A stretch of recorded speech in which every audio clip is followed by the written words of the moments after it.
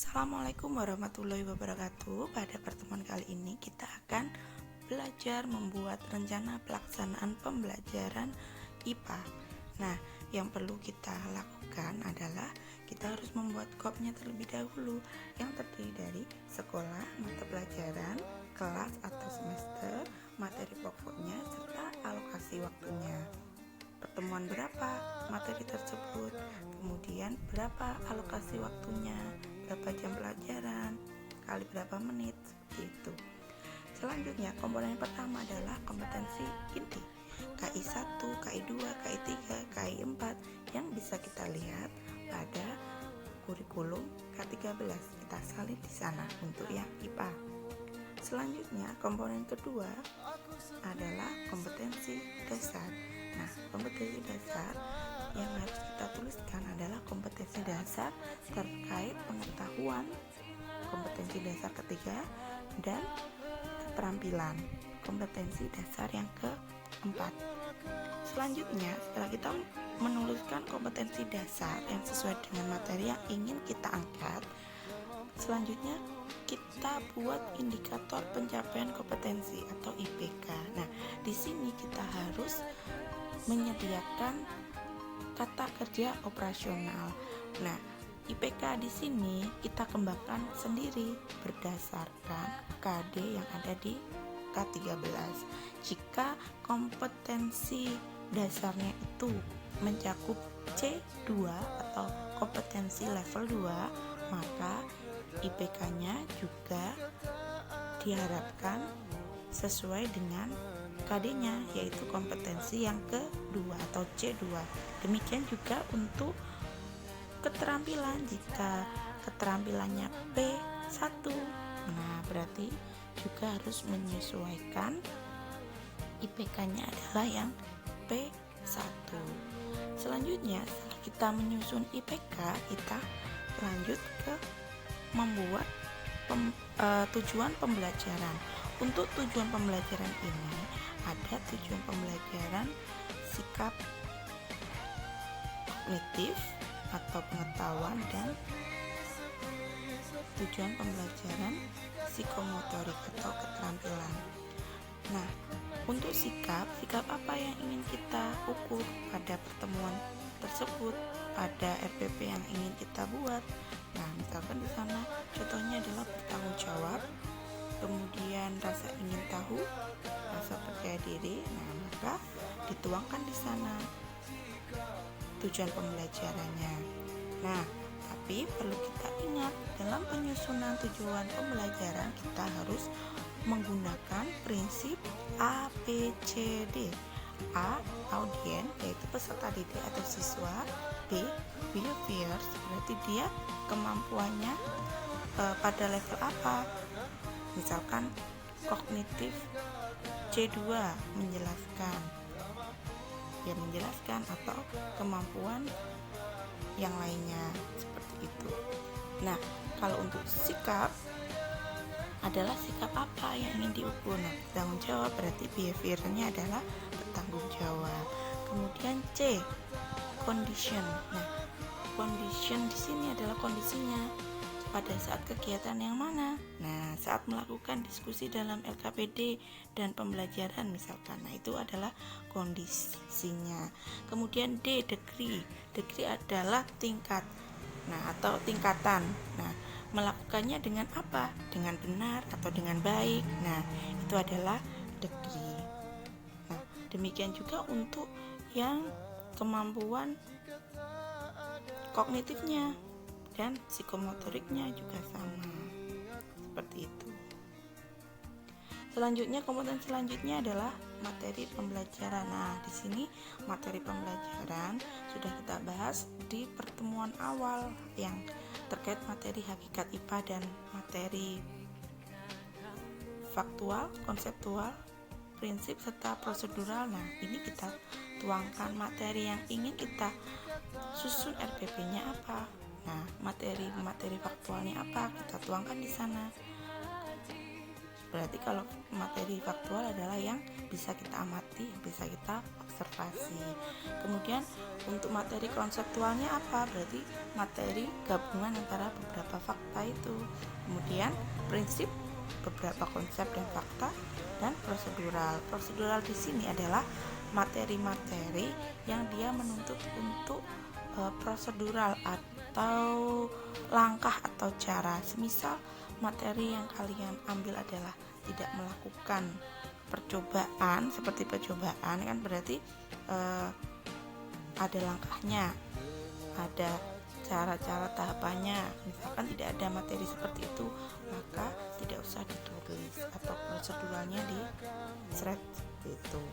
Jadi materi pembelajaran di sini sesuai dengan apa yang ada pada materi tersebut. Misalkan tidak muncul, tidak usah dipaksakan untuk ada materi tersebut.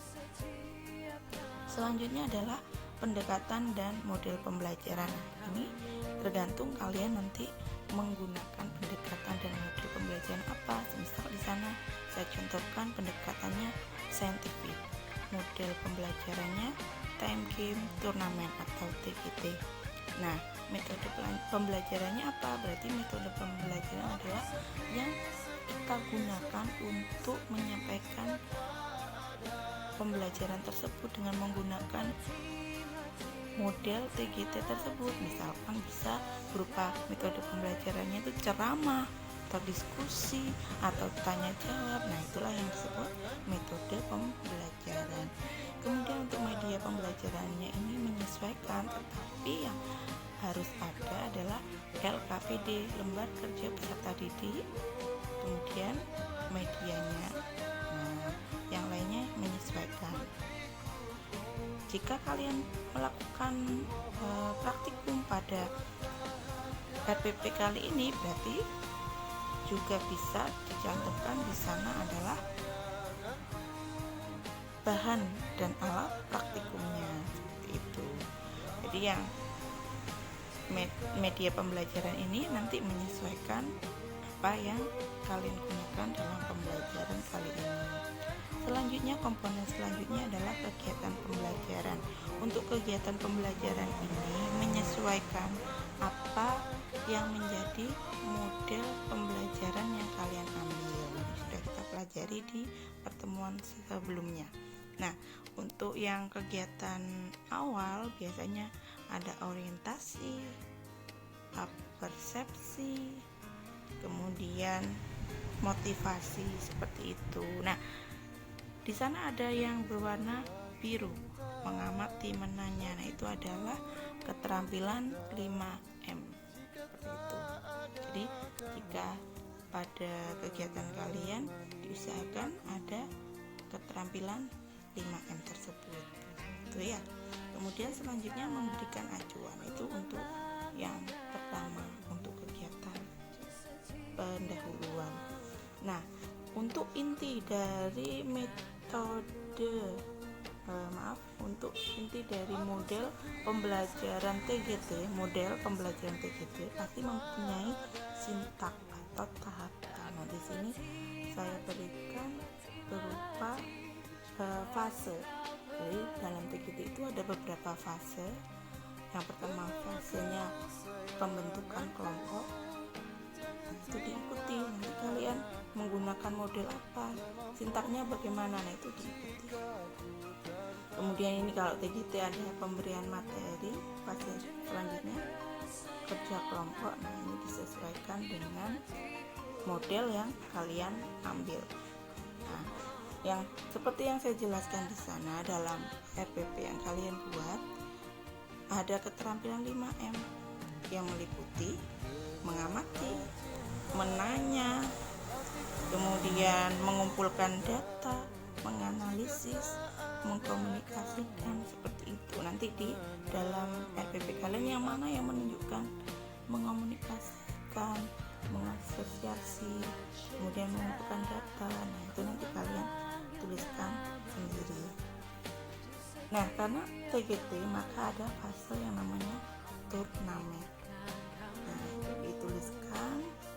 Mungkin di sana bisa diberikan catatan yang ingin kalian ukur sikapnya apa saja di sana.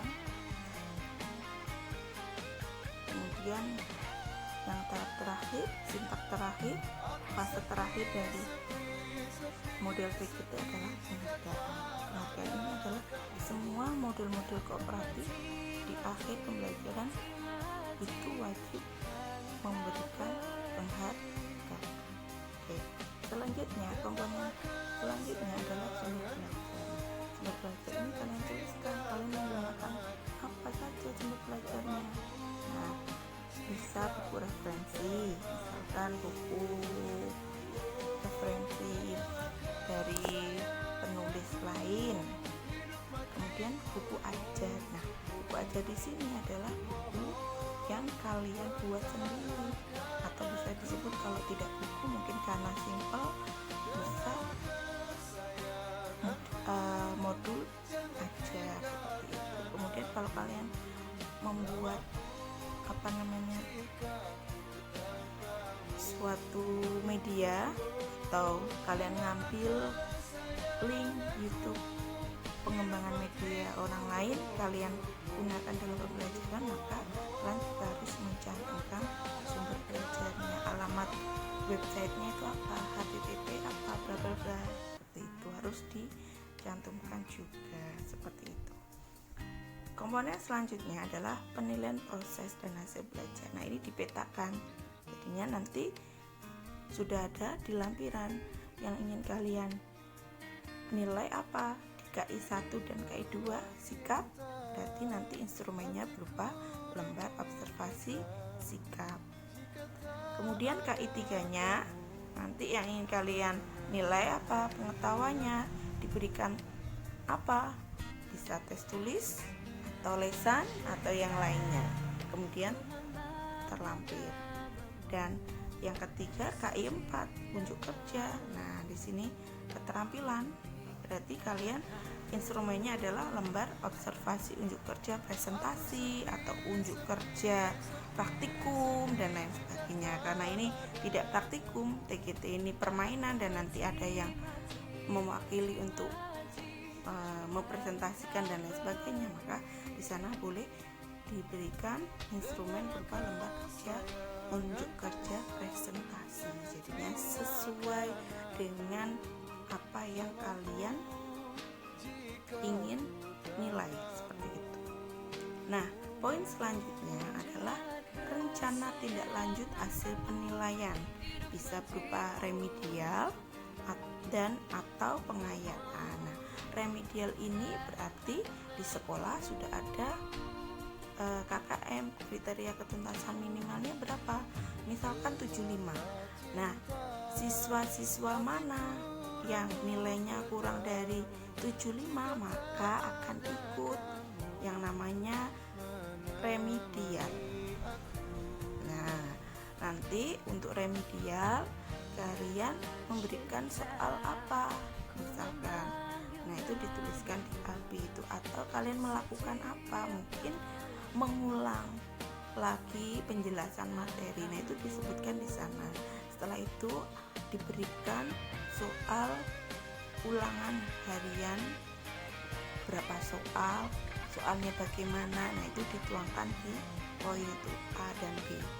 Nah, kemudian untuk form program remisi atau remedial bisa dituliskan seperti itu, dan sekolah pas semester mata pelajarannya, ulangan harian keberapa, tanggal ulangan harian, bentuk ulangan hariannya apa, lisan atau tertulis, materi ulangan hariannya apa, dikadi apa, indikator apa, ini bisa materinya apa gitu saja. Untuk KD-nya tidak bisa apa, KKM-nya seharusnya berapa, 75 misalkan, di sana ditulis 75. Nah, di sini formnya itu kalian harus menyantumkan nama-nama peserta didik yang ikut dalam remedial, namanya siapa, nilai ulangannya berapa, yang belum tuntas yang mana, terkait indikator yang mana yang belum tuntas, kemudian bentuk remedialnya lisan atau tulis, nilai seperti remedial berapa, dan keterangan seperti itu. Untuk pengayaan, nah berarti ini untuk siswa-siswa kalian yang telah mencapai KKM, kriteria ketuntasan minimal, berarti nilainya lebih dari 75, yang nilainya 100, 90,